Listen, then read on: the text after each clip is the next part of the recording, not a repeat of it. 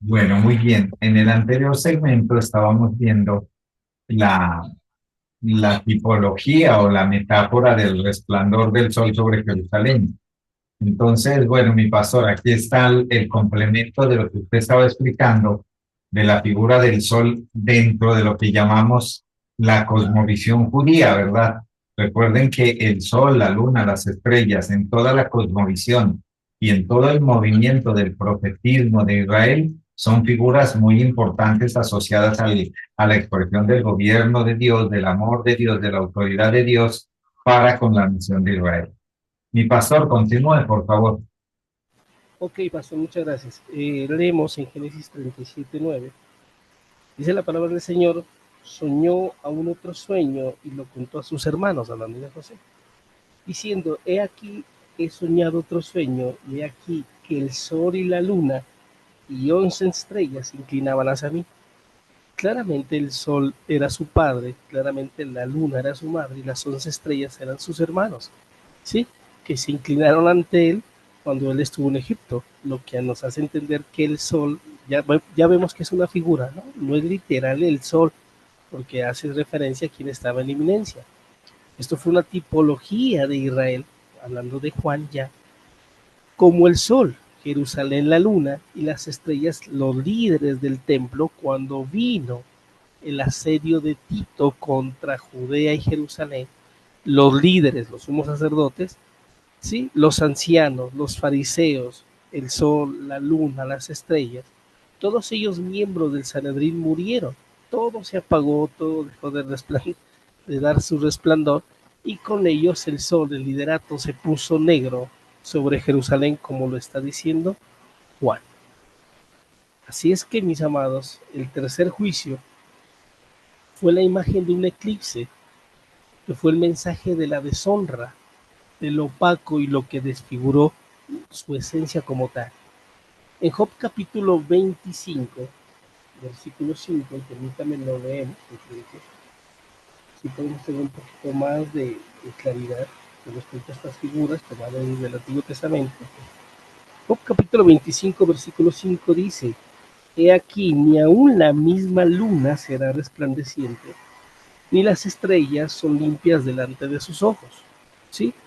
Leemos lo que dice ahí claramente, ni las estrellas serán limpias, ni la luna sería resplandeciente, hablando claramente de lo que significa pues este juicio. En Isaías 13:10, el sol se oscurecería al nacer y la luna no daría su resplandor. El sol fue claramente el liderato de Israel y la luna Jerusalén, que fue eclipsada por el humo negro del incendio que causaron las legiones romanas en el 70, todo por su pecado, todo por su impiedad, todo por su desenfreno y todo por su corrupción. El cuarto juicio, mire que fue la imagen del juicio que afectó las estrellas. Y aquí son las imágenes del gobierno, de los principados, las potestades judías, como en Génesis capítulo 37, versículo 9 que leímos, que de los 11 hermanos de José, que son llamados estrellas, y cada uno se constituyó en un gobernante de Israel. Es hermoso ver este pasaje de Génesis 37, porque los 11 que son estrellas, los ves como las 12 tribus, perdón, las 11 tribus que están escritas pues en este pasaje. También en Deuteronomio capítulo 10, versículo 22, se le llamó a los 70 ancianos de Israel estrellas. Y a estas estrellas se les llamó en el Salmo 82, versículo 1 y versículo 6, dioses o magistrados o jueces que fueron sentenciados, en este caso, en el juicio de Dios del año 70, porque los que deberían resplandecer estaban corruptos y claramente llenos de impiedad. Estos dioses o estas estrellas o estas eminencias fueron las estrellas o gobernantes de Israel que cayeron en el juicio del año 70 como una higuera deja caer sus higos cuando sacudida por el fuerte viento que fue traído por los jinetes del Apocalipsis 6 y que las imágenes de Zacarías 6:5 fueron los cuatro vientos que soplaron. Quiero detenerme un momento ahí, ¿sí? Porque cuando también leemos, mis amados, ¿sí? Leemos que en Juan capítulo 3, versículo 36, ¿sí? Se habla de la ira. Y quiero dejarlo este pasaje un poquito más adelante para que entendamos que habla del 70 o del número 7 también como la plenitud, pero la plenitud de juicio. Entonces, si tú vas a Zacarías, capítulo 6, versículo 5, claramente fueron los cuatro vientos que soplaron sobre la higuera, y aquí aparece la imagen de la higuera de Mateo 21, 29, y que viendo cerca del camino una higuera, vino a ella, dice la palabra del Señor, y no halló nada en ella, sin hojas solamente, y le dijo, nunca jamás nazca de ti fruto, y luego se secó la higuera, porque la señal de la higuera es eso, ¿sí? La nación de Israel. Y quiero hacer o decir esta frase, pastor, para que quede acuñado en nuestra mente. Muchas de las cosas que vamos a, que leemos en los evangelios y que Jesús los dijo, las señaló con las imágenes literarias para la nación de Israel. No fue literal lo de la higuera, no fue literal, inclusive lo que vamos a ver más adelante con la casa barrida, donde le entraron 7 demonios. Pastor, que todo tiene que ver con quién, con Israel. Vimos el cuarto juicio, vamos al quinto juicio. El quinto juicio fue la imagen de la remoción de las cosas movibles de Israel. El cielo, como lo vimos, que es la posición de Israel. Y otra vez quiero leer ahí las palabras que habla acerca de lo que está arriba, el cielo, lugares celestes, regiones celestes y el aire. Lo dijimos anteriormente, son posiciones de hombre, de rangos, de gobierno, de presidente, de rey, de gobernante, de profeta, de apóstol, porque están en eminencia. ¿Qué dice este quinto sello? Y el cielo, que es posición de Israel, se desvaneció como un pergamino que se enrolla, y todo monte, que en este caso los montes son las autoridades de Israel, que también las vimos antes, ¿de acuerdo? Y que toda isla, que es la potestad visible de liderazgo, se removió de su lugar para tener algo, y es esta palabra, desaparecer para siempre. Apocalipsis 6:14, que estamos en el mismo Apocalipsis, dice el versículo 14, Israel en el primer siglo fue llamado el firmamento de Dios, ¿sí? Y en 12, versículo 26-27, cuando ocurría el año 67 de la carta, ya estaban removiendo las estructuras de la nación de Israel por invasión. O sea, ellos vivieron claramente estos sucesos. Y, ¿sí? Y cuando vamos al sexto juicio, y me voy a quedar aquí explicando muchas cosas, ¿sí? Pero leamos acá, fue la imagen del sacudimiento de las potencias gubernamentales de los gentiles, como fueron los emperadores romanos del primer siglo.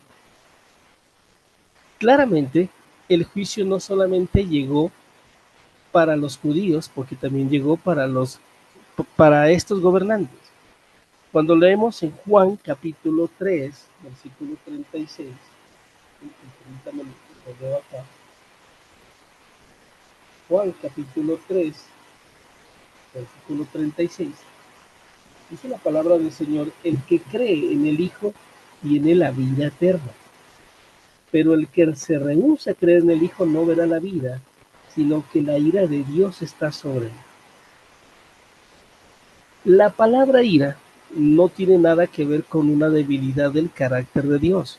Creo que también estudiamos con ustedes que ira es una palabra del diccionario que tiene que ver con leyes, que tiene que ver con juicio en este caso. Y esta palabra ira nos hace tener en mención que antes de desatar Dios un juicio, ¿sí? Y recordémoslo pues, Dios no dicta juicio sobre alguien hasta que llegue el tope. Recordemos que la misericordia, la benevolencia y la paciencia de Dios están antes de que venga este juicio. Es así que el Señor Jesús habló antes de que venga el juicio y que lo profetizó, que a la nación de Israel Dios le tuvo paciencia, Dios esperó con calma, Dios mandó a sus profetas, Dios mandó su misericordia, pero aquí en este pasaje del versículo 36, cuando se habla de ira, es la manifestación del tope que ha llegado Israel con su pecado para que ahora sí se desate la ira. En Mateo capítulo 12, versículo del 42 al 45, ¿sí? Se utiliza un símil en comparación con el pecado, esta palabra símil, que es comparación en la figura literaria que leemos ahí, que es el juicio de Israel. Israel llegó a la plenitud del pecado y se menciona entonces este pasaje cuando habla acerca de, y quiero que lo leamos en Mateo capítulo 12, porque es interesante que tengamos en cuenta que no podemos separar este pasaje para hablar de demonios cuando se está hablando de juicio, que es lo que literalmente pues hizo el iglesismo cristiano. Mire, Mateo capítulo 12, versículo 42, ¿sí? Si tenemos, si vemos claramente el contexto de unos versículos atrás, se está hablando de la condenación y del juicio sobre, en este caso, los fariseos. Pastor, repita por favor la referencia, ¿cuál es? Sí, Mateo capítulo 12, versículo 42. Ok, ya. ¿Sí? No sé si usted lo puede colocar en pantalla, pastor. Pero ¿sí lo puede colocar, pastor? ¿O es difícil? Creo que sí lo puedo colocar. Siga, pastor, mientras lo busco, ya lo pongo. Sí, vuelvo y saqué aparte esto, porque hay que entender, mis amados hermanos, que el Señor Jesús lo hemos venido viendo como ese juez o ese rey que va a traer Mateo qué? 12:40. Va a traer juicio, sí. Mateo capítulo 12, versículo 40, mire, empieza el Señor y hablando desde el 39, generación mala, adúltera, demanda señal, pero no le será dada señal, sino la del profeta Jonás, hablando de la resurrección. En el versículo 40, porque como estuvo Jonás en el vientre del gran pez 3 días y 3 noches, así estará el Hijo del Hombre en el corazón de la tierra 3 días y 3 noches. Y sigue el texto diciendo, los hombres de Nínive se levantarán en el juicio de esta generación. Mire, qué poderoso esto. Y la van a condenar, porque ellos se arrepintieron a la predicación de Jonás, y aquí que Jonás, o hay aquí más que Jonás hay. Entonces, qué poderoso lo que recalcamos anteriormente. ¿Por qué hubo tanto juicio contra Israel? Porque no fue Jonás, ni fue Moisés, ni fue David, ni fue Habacuc, ninguno de estos profetas. Fue el mismo Hijo de Dios que vino a traer la salvación, pero llámese judíos o llámese romanos, a ellos no aceptaron la salvación que él traía. Por eso el versículo 42 dice, la reina del sur se levantará en el juicio contra esta generación y la condenará, porque ella vino de los fines de la tierra para oír sabiduría de Salomón, y aquí más que Salomón en este lugar. Y el pasaje sigue hablando de juicio. Cuando el espíritu inmundo sale del hombre, anda por lugares secos buscando reposo y no lo halla. Entonces dice, volveré a mi casa donde salí, y cuando llega la hallará desocupada, barrida y adornada. Entonces va y toma consigo otros 7 espíritus peores que él, y entrados moran allí. Y el postrer estado de aquel hombre viene a ser peor que el primero. Así también acontecerá con esta mala generación. Cuando estudiaba esto, pastor, entendí que no hablaba de demonios, sino que hablaba de juicio contra la nación de Israel, ¿sí? Porque 7, mi pastor, ¿sí? Que está mencionando el sexto juicio de los 70 y de esto, ¿sí? Habla claramente, pastor, que cuando Dios liberó a Israel de Egipto, ¿sí? Moisés trajo el documento del matrimonio con el que se casó con Israel, fue la ley. Y vemos claramente que en los pasajes de Jeremías y en el Antiguo Testamento Dios se divorció espiritualmente ¿de quién? De Israel, por el pecado. Dios trata a Israel como ramera. Dios trata a Israel como inmunda, porque ellos, al verse casados, se divorcian por el pecado. Es asimismo lo que vemos aquí. Cuando el Señor habló acerca de un hombre que tiene espíritus, no hablaba literalmente de demonios, hablaba del postrer estado en el que iba a quedar Israel. Esto sin duda nos enseña, mis amados, y el contexto de este pasaje, que no habla de demonios, lo digo una vez más, sino el Pastor, juicio contra que el Señor Jesús habló de esta nación. Sí, mi pastor. Amados, estos tres versículos que el pastor Oscar nos da de la referencia que está en pantalla, mi pastor, esto amerita un análisis mucho más profundo. Obviamente no en este momento, ¿verdad? No, no aquí en la clase, pero sí necesitamos profundizar aquí porque hay varias cuestiones importantes. Hay un espíritu inmundo que sale, pero va y consigue otros siete. Y esos siete espíritus consuman una mala generación, que en el caso profético de la nación de Israel era aquella sobre la que el Señor había de traer sus juicios más adelante, cuando se consumara esa mala generación. Siga, mi pastor, interesantísimo ese pasaje desde esta perspectiva. Sí, y creo que pues como lo dije y lo ve usted, el pasaje tiene su contexto sobre el juicio, ¿sí? Y todo apunta pues a Jerusalén. Eh, Volvemos a la diapositiva, pastor, y le pido que volvamos al Listo, sexto juicio, ¿sí? al Porque ahí sexto juicio. claramente, ¿sí? El sexto juicio, lo volvemos a decir, fue la imagen del sacudimiento de las potencias gubernamentales, de los gentiles, que fueron los emperadores romanos del primer siglo. O sea, el juicio ya es para ellos. Mire que la reacción de las 7 clases de hombres que había ahí, reyes, grandes, ricos, capitanes, poderosos, siervos y libres, esa reacción de ellos fue: escóndenos del rostro de la ira del Cordero. Mire que estos impíos optaron por hacerle clamor a objetos mudos como sus dioses que tenían tanto romanos y griegos, hablando de los emperadores aquí, ¿sí? Como las piedras que, o los ídolos que tenían, y pidiendo la escapatoria de ese juicio del año 70. Pero claramente este juicio es para ellos. 7 clases de hombres fue el número del total, es decir, que la destrucción, otra vez, el número 7 es de plenitud, y si se toman 7 clases de hombres que están mencionados ahí, ¿sí? Fue el número de la destrucción total, es decir, que la destrucción del año 70 afectaría a grandes y pequeños por igual. Nadie escapó del juicio. No le importó la condición, si eran privilegiados, romanos o insignificantes judíos. La tierra de Judea, por haber sido infiel al pacto de Cristo de Dios, o sea, al Mesías, fue excomulgada, fue vomitada y fue destruida. Claramente entendamos que Israel es la esposa del Señor. ¿Y cuándo se casó Dios con Israel? Cuando Moisés bajó del monte de Sinaí con las tablas, trayendo el papel del pacto con el cual Israel pasó a ser su esposa. Y como lo vimos claramente más adelante, Dios se divorció de Israel, porque se convirtió en esa nación que cometía adulterio contra Dios, cuando la orden fue: nunca adorarás a dioses ajenos fuera de mí. Y lo que hizo Israel fue todo lo contrario. Entonces los afectadores romanos también fueron afectados, los que hacían el mal también fueron afectados. Lo creado como poder judío y poder gentil fue descreado con esa palabra que la vimos en la destrucción del año 70.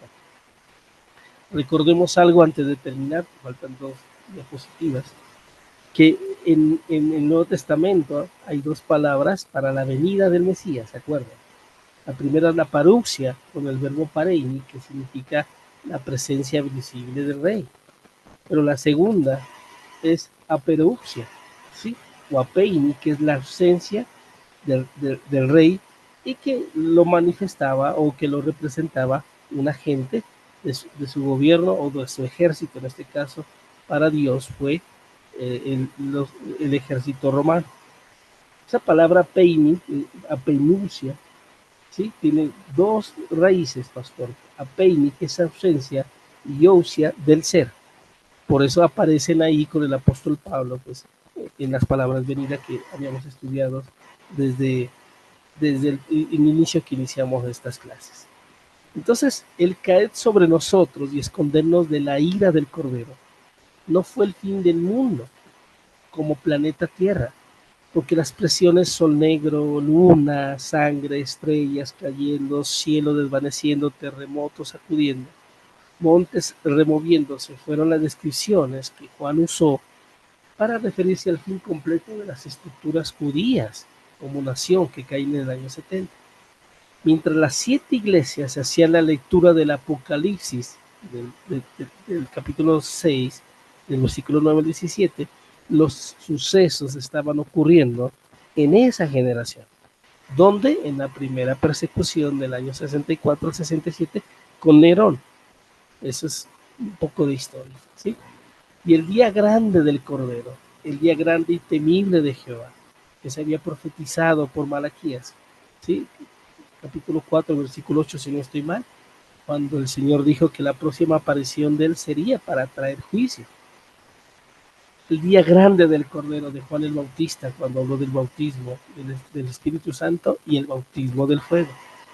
El mismo Jesús habló de este día de juicio. Pablo lo dijo, Pedro y Juan en sus escritos escatológicos. Fue ese día de ira que había llegado. ¿Y quién podría sostenerse en pie en ese día?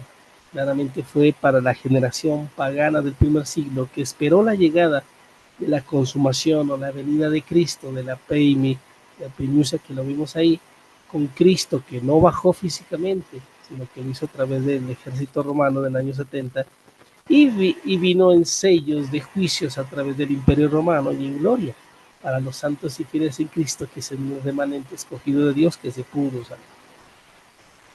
Mis amados, aquí termina el tema del día de hoy. Maravilloso, pastor. Excelente, ¿no? Quedé aquí como para darle la vuelta otra vez. Pero bueno, el tiempo nos gana cuando estamos en estas clases, amados. Hay mucho que aclarar todavía y bueno, sabemos que por el tiempo vamos rápido, pero por eso justamente decía al principio que la responsabilidad también es de ustedes en preguntar, dejarnos sus audios, envíenos sus preguntas, amados, y aquí estaremos atentos para responder esas inquietudes. No sé si hay alguna pregunta de parte de ustedes, amados. ¿Alguien desea preguntar? Bueno, yo no tanto como preguntar, sino como No he terminado. ese, esa, ese despertar, digo yo, ese clic la mente de nosotros de poder entender que la Biblia, primero que todo, es como una poesía, ¿no? Porque tiene muchas figuras literarias. Y eso sí, pues yo me acuerdo que yo lo vi hace mucho tiempo de las figuras literarias que había. Pero también entender ahora que todos esos términos, que la tierra, que la luna negra, bueno, los 3 días de oscuridad, todo eso era algo simbólico. Y no, y desafortunadamente nosotros todo lo tomamos al pie de la letra, como por decir que bajó 3 días a la tierra. Y yo me imaginaba, con pena lo digo, que el Señor había ido como al fondo de la tierra por allá, yo no sé a dónde. Qué vergüenza, Dios mío.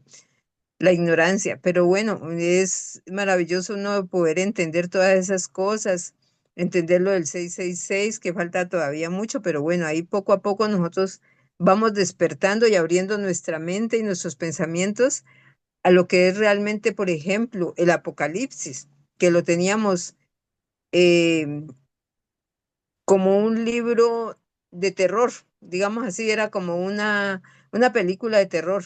No, porque el terremoto, porque eso ya va a suceder, porque el caballo va a venir volando yo no sé de dónde, y tantas cosas que nos imaginamos que, bueno, gracias a Dios, gracias por la vida de usted, mi pastor, gracias por la vida del pastor Oscar, que nos está aclarando muchas cosas y que yo creo que para todos ha sido esto un despertar maravilloso y y poder uno seguir adelante en estos pensamientos eternos y como dice que Cristo nos hará verdaderamente libres. ¿Libres de qué? De todas estas estructuras mentales que hemos tenido desde hace mucho tiempo.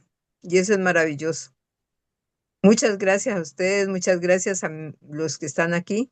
Que el Señor sea dándoles una noche muy bendecida. Gracias, Socorrito. Maravilloso, como dije, el tema que tratamos y siempre, mis amados, hablar de las Sagradas Escrituras desde la plenitud, desde la conciencia de Cristo, desde la revelación de Cristo, como he insistido siempre con Joel, con Willy, con Sonia allí, con Luz Mari, con usted misma, Socorrito, y con todos los demás estudiantes. Yo, mi pastor, digo, es irresponsable ir a la Biblia sin la mente de Cristo, porque pues ya vemos todo el daño que se ha causado por imaginarse tantas cosas que no son así. Pero cuando entendemos la perspectiva, la envergadura y el propósito eterno desde la conciencia eterna, pues todo cuadra como en un rompecabezas. No hay nada, no hay pierde, no hay nada que se salga, todo está clarito. Una vez más, muchas gracias, mi querido pastor, por su vida. Gracias por este tiempo. Gracias a ustedes por estar, amados. Quiero aclararles lo siguiente, permítame, pero voy a detener la grabación ya.